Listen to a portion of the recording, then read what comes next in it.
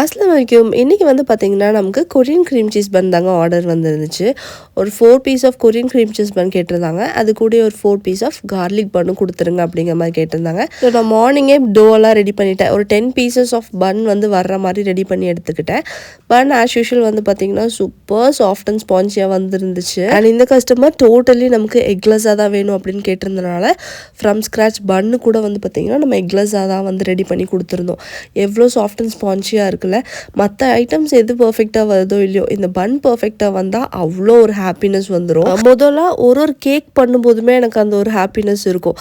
நம்மளே பண்ணுறோமா ஒரு ஆச்சரியம் அந்த மாதிரி இருக்கும். ஸோ அது ரொம்ப சின்ன வயசுலேருந்து இந்த பேக்கரிகளில் மட்டுமே கிடைக்குங்கிற மாதிரி சில ஐட்டம்ஸ் இல்லையா, ஸோ அதை வந்து நம்மளே பண்ணுறோம் அப்படிங்கிற ஒரு பூரிப்பா என்னன்னு தெரியல. இப்போ இந்த பன் பண்ணும்போது அந்த வந்து நான் எக்ஸ்பீரியன்ஸ் பண்ணுறேன். ரொம்ப ஹாப்பியாக எப்பவும் போல் குட்டி குட்டி பாக்ஸஸில் செப்பரேட்டாக பேக் பண்ணி கொடுத்துட்டுமான்னு கேட்டாங்க. அவங்க இந்த மாதிரி கிளிங் ராப் பண்ணி பேக்கில் போட்டு கொடுத்தா போதும்னு சொல்லிட்டாங்க. அதே மாதிரி கொடுத்து விட்டாச்சு.